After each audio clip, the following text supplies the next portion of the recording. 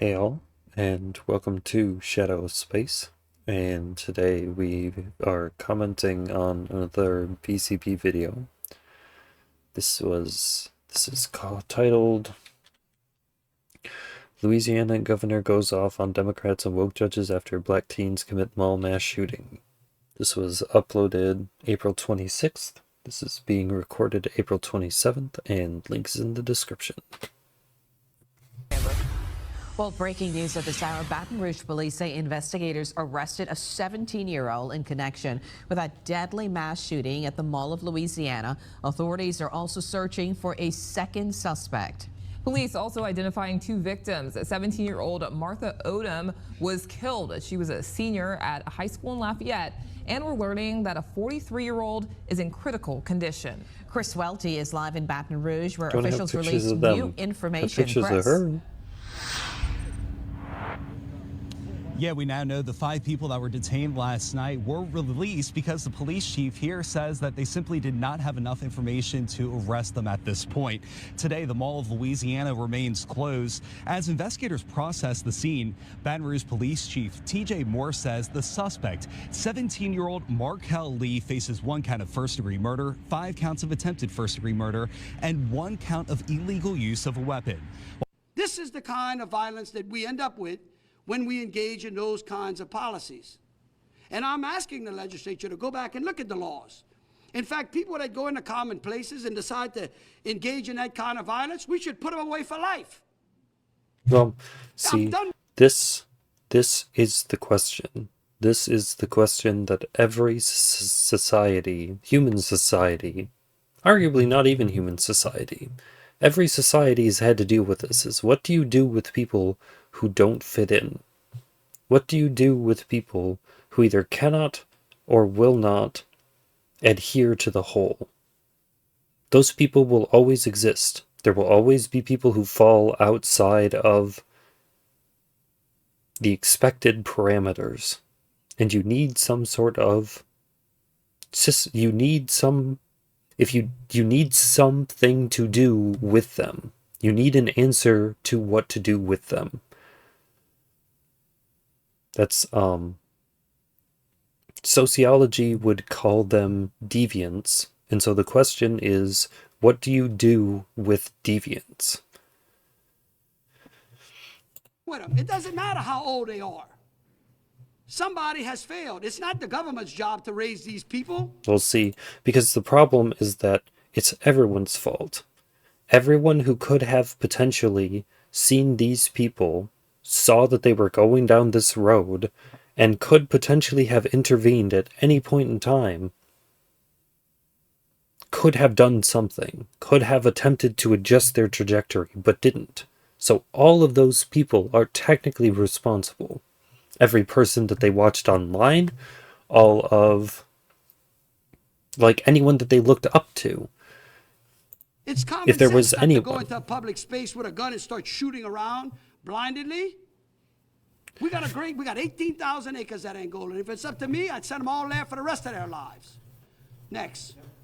All right, guys, so we got to talk about a shooting that happened out in Baton Rouge, Louisiana, at the Mall of Louisiana, that is making the Republican leaders of the state go off on Democrats, judges, and their soft on crime policies that are leading to people losing their lives unnecessarily. In this situation right here, we have what appears to be possible gang violence, where you have young scholars like this individual right here on the screen, who were meeting up at the mall in order to fight, right? To engage in some type of gang conflict, I don't know, right? And they started shooting at each other, and innocent people were hit in the crossfire.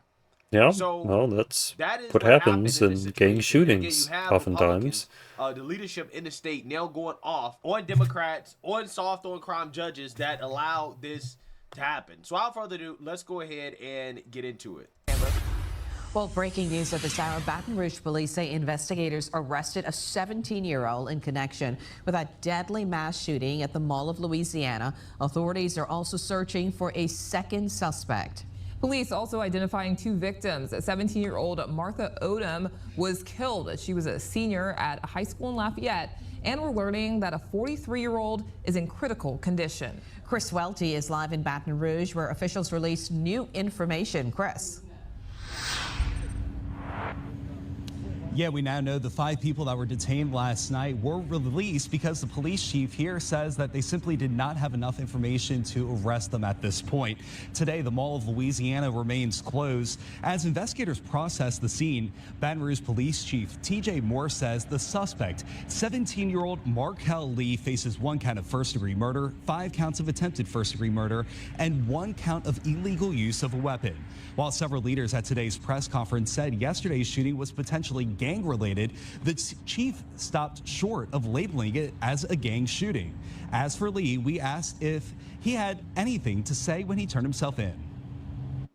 He turned himself in with his attorney, and to my knowledge, did not really give any statements. Everything we got comes from exhaustive investigative efforts by our detectives, which led us to be able to draft an arrest warrant, which was signed by a judge to place him under arrest. Governor, do you foresee the suspect in this case or any of the other potential suspects facing federal charges? I don't know. Look, it's an ongoing investigation. I think the chief and everyone has laid it out pretty clear, and I'm sure they're going to be giving more information to y'all as they get it up.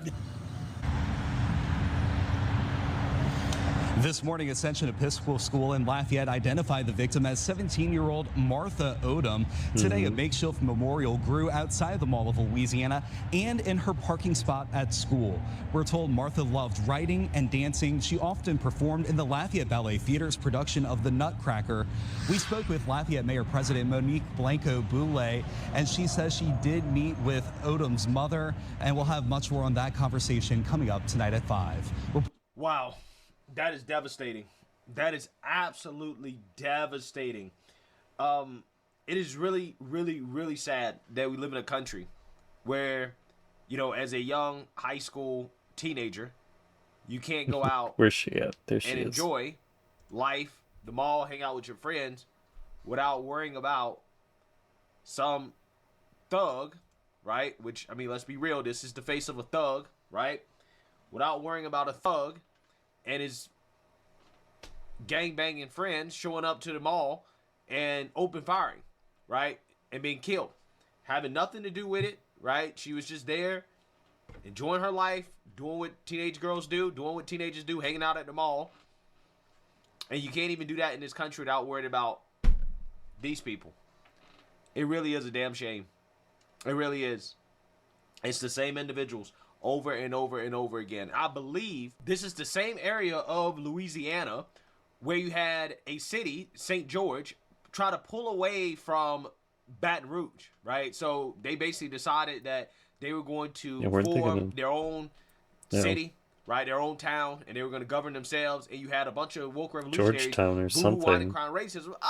The whites are trying to get away from black people, right? This is what they were saying. But stories like this kind of back up why is it that those people wanted to get away from the hood. Andrew Morrell is an attorney and spokesperson for St. George. Thank you for being with us. Appreciate it. Well, this is getting a lot of attention. I'm reading about it everywhere. Which, I know you've been very busy doesn't make any sense. You say that you want to like the new Black Wall Street. The whole idea, according to those two people at the beginning, the whole idea was rebuilding the black economy. Okay, well, what a better opportunity for all of the white people to leave so that you can build this black economy. No, they're going to complain about the white people leaving. Interviews. I think, first of all, I don't get it. I want to make never clear, get it. you say the city did not split away from Baton Rouge, but you incorporated a new city. What's the difference? Well, for the last 60, 70 years, our area in East Baton Rouge Parish has been an unincorporated area, meaning our tax dollars are taken from our area and put in the East Baton Rouge Parish General Fund. Now, a parish is our Louisiana way of saying a county. We've never been a city before. We're no different than any other area where people have come together and voted to form their own city. So that's all we did, was exercise our constitutional rights to form a city, to vote, and to self-govern. But it stirred up a lot of talk. And I think the one being, and I want you to clarify this was a racist move, that most of the people in St. George are white, most of the people in Baton Rouge are black. Was this racist? Address that criticism. Well, no, it's a Well, divisive. Gavin Newsom says that you shouldn't pay federal taxes because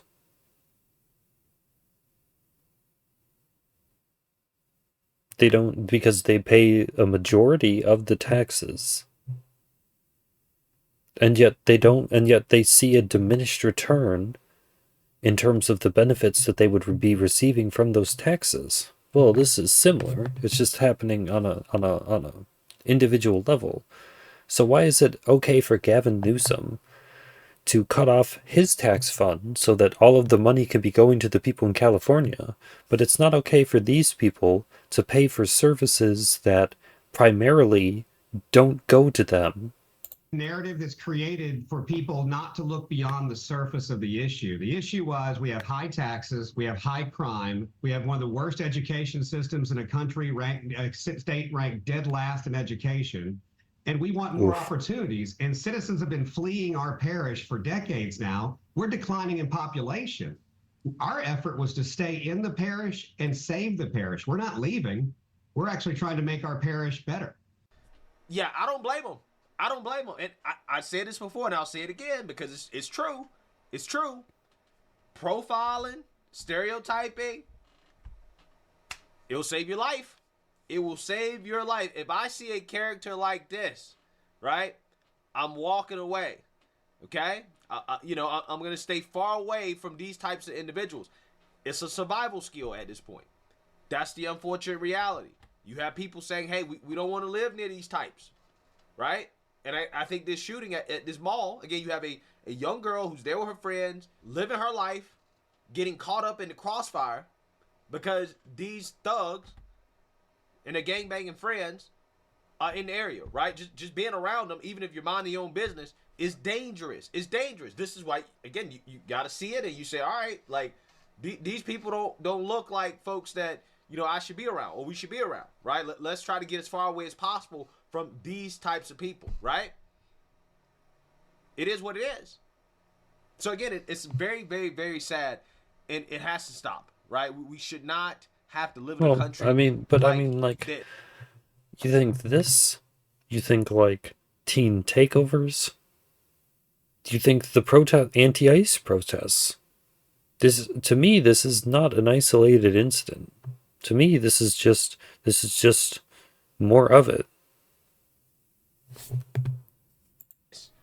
So the governor here is going to get questioned about his response, basically going off on the soft on crime policies that allow these individuals to commit these acts of violence over and over and over again, but never be punished for it. He's going to go off on the media, who is going to confront him about his response.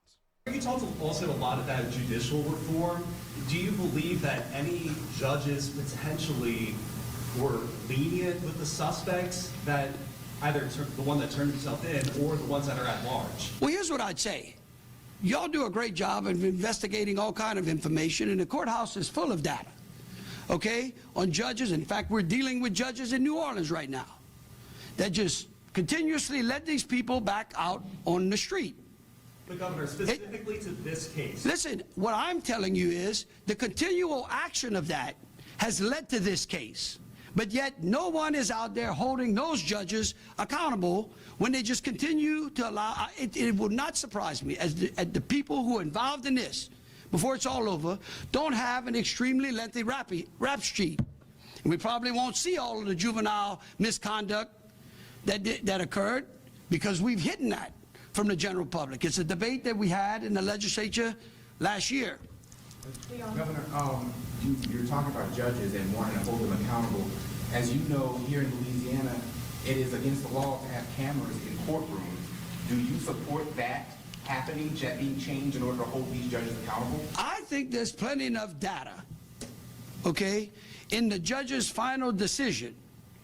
We don't need to turn our courtrooms into some media live circus.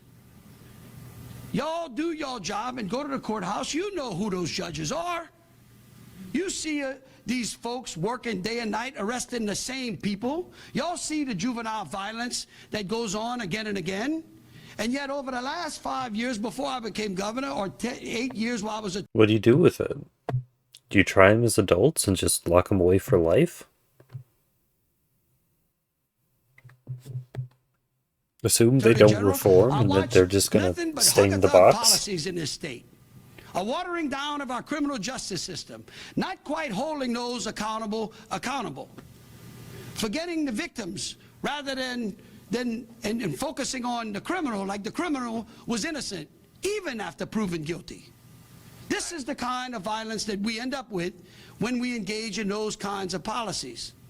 And I'm asking the legislature to go back and look at the laws. In fact, people that go into common places and decide to engage in that kind of violence, we should put them away for life. I'm done with them. It doesn't matter how old they are. Somebody has failed. It's not the government's job to raise these people. It's common sense not to go into a public space with a... No. No. The Democrats would disagree with you. If you believe in state-paid-for health care, presumably that the government vets the quality of the healthcare to make sure that it meets their standard. If you believe that the state should be the primary source of education, of curriculum, of which schools get funding, then yes, you do believe that the state should not only be responsible for taking care of the children, but is even more responsible for taking care of the children than the parents are. Democrats don't believe that the state is as much a... Going to start shooting around blindly. We got 18,000 acres at Angola. And if it's up to me, I'd send them all there for the rest of their lives. Next. Facts, right? Send them all there for the rest of their lives. That's exactly what needs to happen. That is what I have been advocating for. That's what I've been advocating for. Send them all there for the rest of their lives. Stop being soft on these criminals, these thugs. They don't know anything except hard, tough punishment. That's all they know. That's all they know. Like, come on. People think that you can rehab this. Well, how is putting them in a box, feeding them multiple times a day, how is that punishment?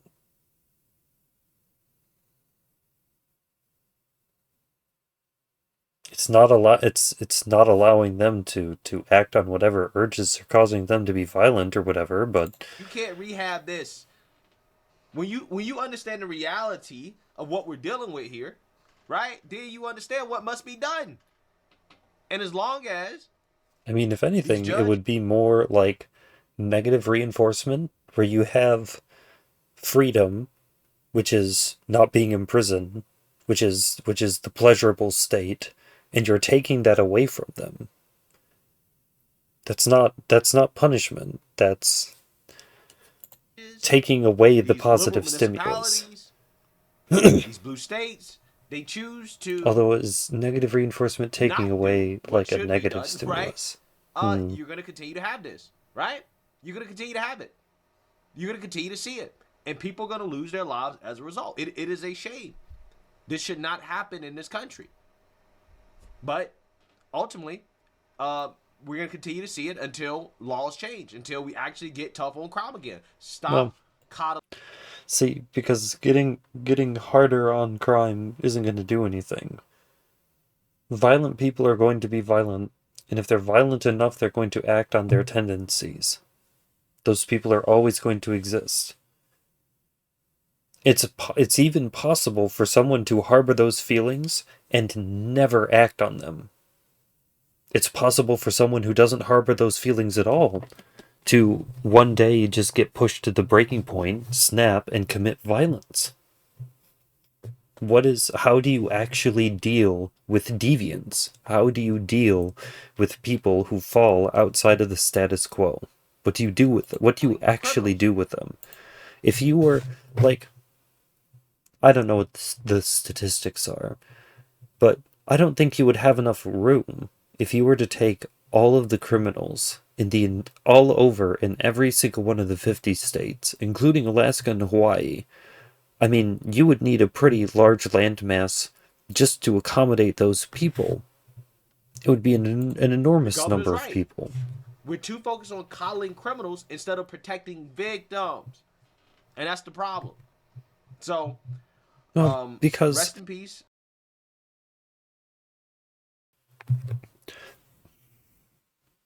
I mean, like, you can't protect this girl.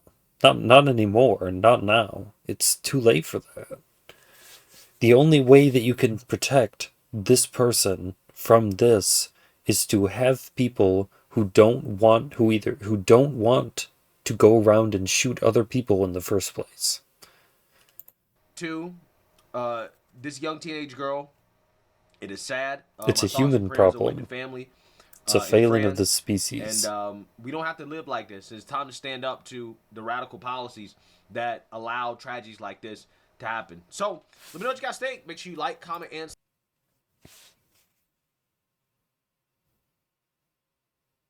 what do I think? I mean, that is what I think. It's a problem of what you do with the people who fall outside of the status quo. How you handle those people. In conjunction with the idea that freedom exists. And what that means is that there is no clear-cut, this is the answer that you choose that leads to the best outcome. There are trade-offs. Everything has a downside. Nothing is just straight up net benefit. Everything is going to have a drawback, and you're always weighing the drawbacks versus the overall good. Nothing is perfect, and therefore nothing is going to be just net positive all the time.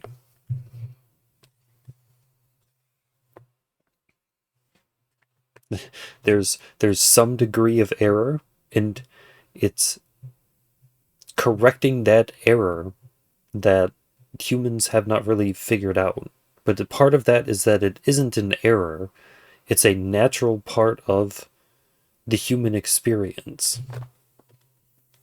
So again, it really becomes a question of what do you do with the people that find themselves in this space where they act this way, where they feel compelled this direction. It's one where there is not a society, I don't believe there's a society today that has adequately answered that question. They've always had to have prisons, they've always had prisoners, they've always had to compel people to do things by force. Even if that force is soft power, they still have to use some sort of manipulation or some sort of diplomacy in order to get what they want, in order to achieve some sort of end result. So, no, I don't think there is any society that has adequately answered that question.